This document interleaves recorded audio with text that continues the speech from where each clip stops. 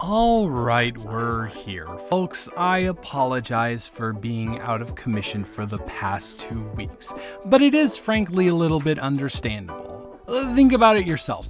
Would you have wanted me to talk about the invitation? Probably not. Would you have wanted to hear me rant about how I thought Honk for Jesus Save Your Soul is mildly overrated? No, I don't think you'd be interested in any of that, because the end of August tends to be a little bit of a rough spot for films. But luckily, we are finally coming around to the start of good film/award season, and the first film to be released in this time span from September to the end of December is Barbarian. That's right, Barbarian is the new horror film coming out from Zach Kreger, who also directed a film I believe called Miss March that I reviewed on my podcast like years ago and absolutely hated.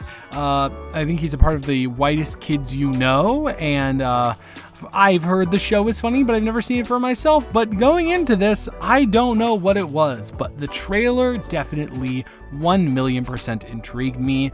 There was something about the way that it was edited and the acting from Bill Skarsgård that really kind of got me in there. I was like, this seems different. This seems interesting. And then I started looking at the Letterboxd reviews, very, very early ones, and I saw a lot of positive things. And I'm always down for a good. Always, my favorite type of film to go see in the theaters is an original horror IP. I love that stuff, that feed that to me every week, and guess what? Barbarian is pretty good. So there are a lot of things to talk about in a positive manner for this film. But the first thing that I actually want to touch on, that I do love touching on when it is done very well, and it has been done very well in a decent amount of films that I've watched since starting this channel, and that is the editing. Shout out to Joe Murphy, who did the editing for Swallow and Beach Rats, two very, very good films with pretty solid editing. The way in which this film flows and ebbs out of different shots, and the way that the transitions work is so wonderful to see. It's absolutely seamless, and I couldn't get enough of that. That is immediately in one of the first shots of the film. There's a shot that goes through a window. It goes from out of a window into a window, kind of like a blurry to a clear, and it won me over. From that moment on, I was ready to go wherever the film would take me, and that is definitely due to the editing. So kudos to that. So I guess another thing that I do actually really want to talk about, kind of an overarching thing before I get into more specifics, is this is the type of horror film that I'm really coming to covet and treasure in the modern age of A24 horror, which is just a bunch of psychological horror that sometimes gets caught up in itself and trips. And recently, the releases that are in that A24 horror genre really haven't been doing it for me. Something like a Saint Maud, you know what I mean? Not really there. This, Antlers, and The Empty Man have come out in back-to-back years, and those three have impressed me so much in revitalizing that this is just a straight-up horror movie.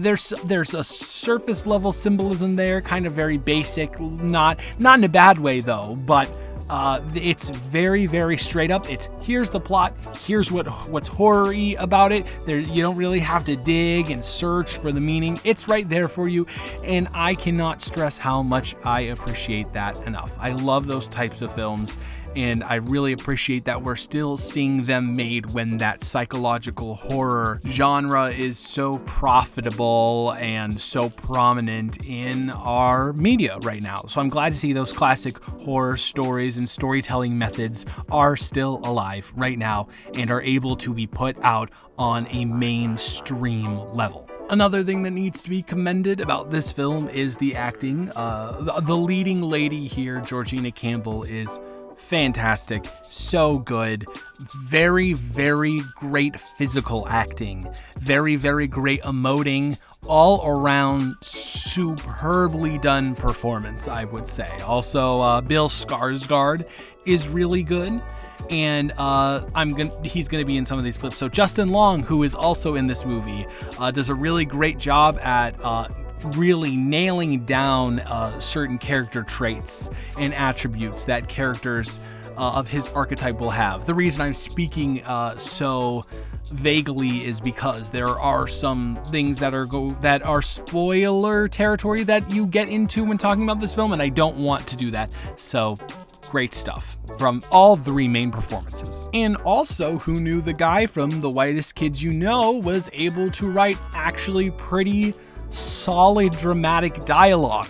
There are definitely points for me where he pushes the barrier of this is getting a little too on the nose, but he never fully crosses it, which I think kind of adds to the intensity of the atmosphere of the film and the kind of grimy nature that's going on in this world that Kreger has created. And the final shout out of the video that I will give to a member of the crew of this film is Zach Kuperstein, who has done some pretty interesting stuff over the past 5 years. He's done The Eyes of My Mother, which is one of the most interesting experimental films that has been released in the past decade that I very, very much enjoyed.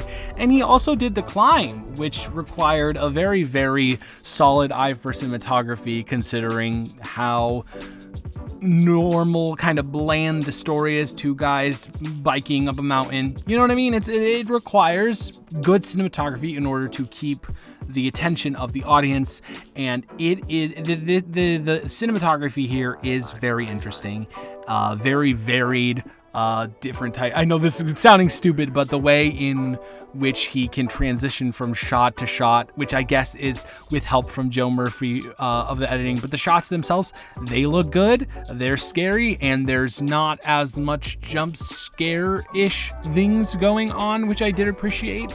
Again, pretty straight up solid horror film. That being said, of course, there are negatives to this movie, and I will go over them.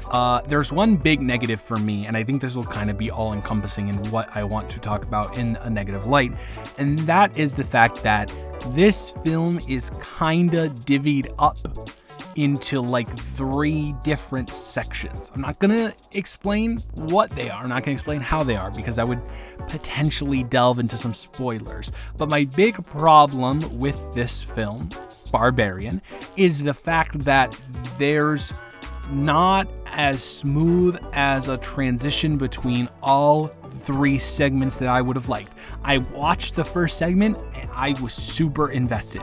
I was in, it had been done masterfully. I was ready to go wherever the film was willing to take me. And then the second, there's a transition, there's very, very abrupt transition into the second segment. And that second segment it's interesting. It's very different from the first segment. I'm like, okay, I'm very interesting to see how these 2 segments kind of converge. And they didn't do it in a very good way, in my opinion. Once they converge, it's still kind of chunky. The 2 storylines are still kind of separated from each other, and they can never really get it to click, and that's what was bothering me throughout the film. I just desperately wanted to see Kreger pull everything together for an emphatic ending to the film, but by the time the credits rolled, I was left feeling a little bit unsatisfied and felt like he didn't really get to the point where the film needed to be. But nonetheless, I really did enjoy Barbarian. I think it is a really good film, and I had a really good time with it. On the car ride home, I was kind of debating, do I just think this is kind of fringe okay? Like personally, like on a scale of like to hate. Or do I actually really enjoy this film? And I think I really enjoyed it. Again, because it's an original horror IP, that will always score points for me. And it's done very well, technically, and I can't deny that. There's only a couple of things that I would change about it that fall under that main criticism that I had. So, at the end of the day, ultimately, I am going to give Barbarian a 7 out of 10. Barbarian is a really good film. I had a really good time with it, and you should 1,000,000% go to see this in theaters, and frankly, I think you should probably go to see it in theaters if you're comfortable with an audience. I feel like there's a palpable atmosphere to this film that is conducive to an enjoyable time at the theater, and also on a relative scale, this is one of the more explicit and violent horror films that have come out in the past couple years in mainstream cinema. It's nowhere near as bad as stuff that comes out in independent cinema, but for a mainstream audience, it's sure to shock some people, and that can be a pretty enjoyable thing to see.